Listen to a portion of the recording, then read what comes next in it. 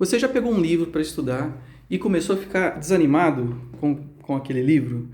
Bem, eu passei por isso essa semana com o Fundamentos de Matemática Elementar para Geometria Plana. Para quem assistiu o primeiro vídeo do meu canal, sabe que eu elogiei bastante esse livro e critiquei o Fundamentos de Matemática Elementar por ser uma obra fria, né, sem muita vida, que sem um professor, isso aqui, para dar vida para isso aqui, né, quem é autodidata pode se sentir desmotivado, certo? E geometria, ainda mais geometria, que é uma área tão bonita, né? Fiz um vídeo recentemente mostrando a beleza da geometria, né? O grande livro do Euclides, que influenciou gerações de matemáticos, a maneira como a gente faz matemática hoje, né? A gente tem o Russell, que aprendeu geometria e isso mudou a vida dele, né? Eu mostrei isso naquele outro vídeo, esse trecho aqui do testemunho do Russell, falando que nunca imaginei que houvesse algo tão encantador no mundo. Isso aqui é o testemunho de quem? Do Russell. Né?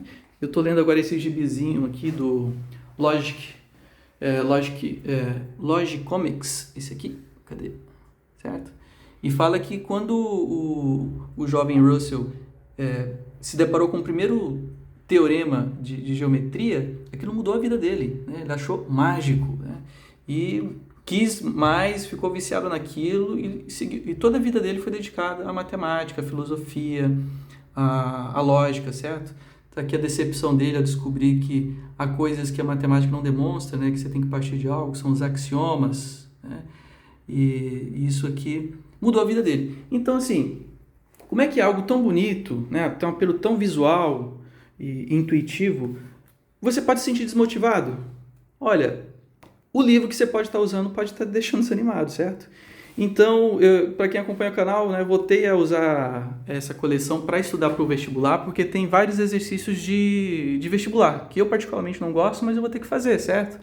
E eu não usei esses livros para teoria, só para vestibular, então já vi esses 3 primeiros aqui, fazendo os exercícios deles, e esse quinto de combinatória.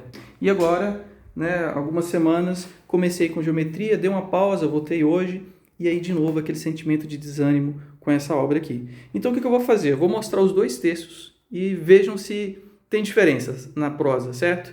Então deixa eu começar aqui com esse livro do San Jorge, que ganhou o prêmio Jabuti na década de 60, né, e na segunda metade do livro ele começa com geometria.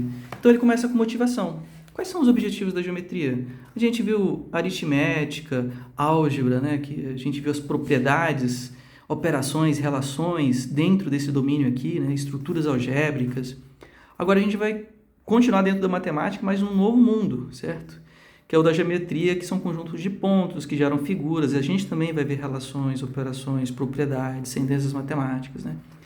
E o universo de trabalho da aritmética e da álgebra eram os números reais, agora vai ser o conjunto de pontos, que é o espaço, né? Onde a gente vai ter ali, onde vivem as figuras geométricas.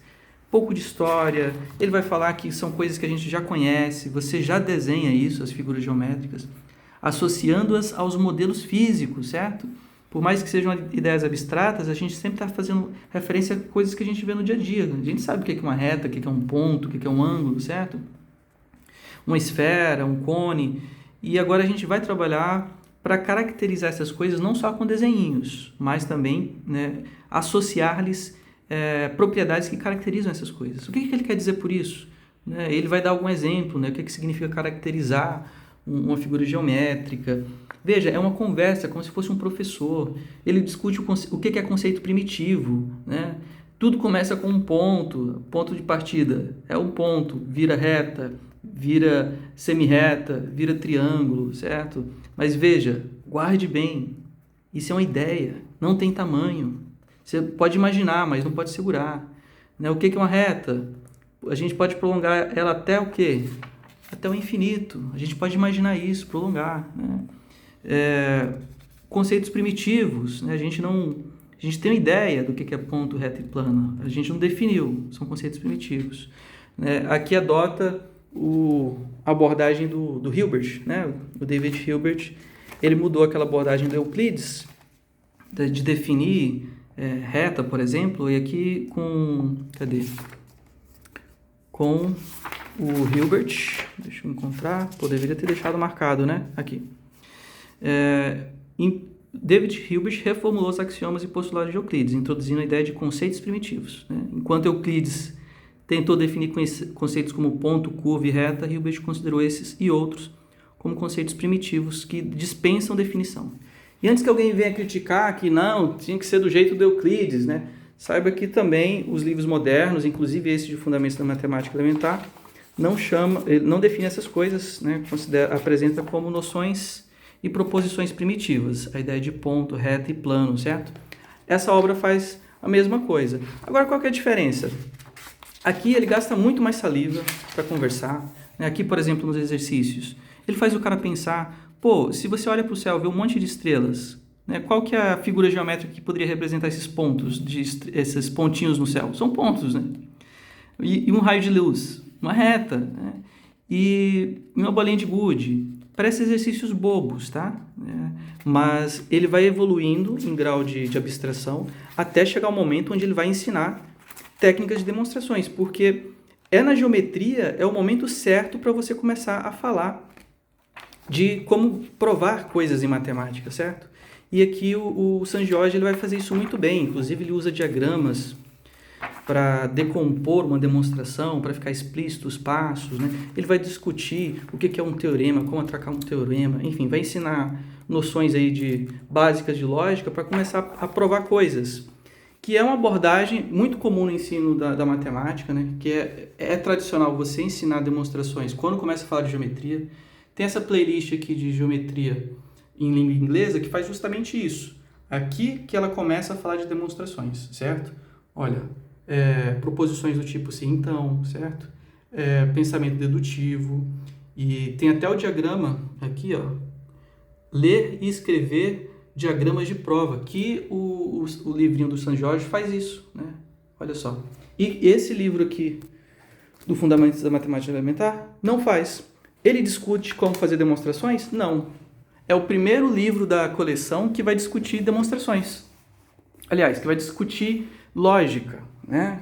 Nem vai falar muito sobre como demonstrar as coisas. Então aqui, nesse primeiro livro, que fala de funções e conjuntos, é que ele vai falar noções de lógica e de conjuntos. E não associa isso à geometria. Seria muito interessante se a obra, né, na hora de ensinar demonstrações, que fosse no momento de geometria, usando a geometria como motivador. Por quê? Porque ela é mais intuitiva, certo? Você vê, você consegue imaginar as coisas e fica desconexo, porque geometria é o 9º livro da obra, e quando ele falou de lógica, é o primeiro, está distante, certo? E aqui ele não ensina direito sobre a questão de demonstrações. Eu, pelo menos, não achei que ensina tão legal assim, né? E veja que, se você for procurar aí sobre, né, em que momento se começa a falar disso, vai ser no momento de geometria, né? Então, eu particularmente, isso aqui é gosto pessoal. Alguém pode ter um outro livro que ficou apaixonado, né, em relação à geometria, que eu estou falando para quem é autodidata e está começando, gente. Sei lá, um livro do Caminha, por exemplo, você pode até ver pela primeira vez, mas você já conhece matemática, certo? Ou você já conhece geometria plana e você só está querendo ter um aprofundamento. Então, às vezes eu fico pensando assim, né? Às vezes a pessoa fala, nossa, geometria é tão chata. Tem até um membro do canal que costuma falar que ele ama matemática, mas não gosta de geometria. Eu suspeito porque ele não pegou um bom livro de geometria. Porque eu acho quase impossível você estudar geometria por um bom texto e não ficar encantado com isso, né? Com a fineza do pensamento, né? Com a facilidade que a gente tem de imaginar como resolver uma proposição, como demonstrá-la.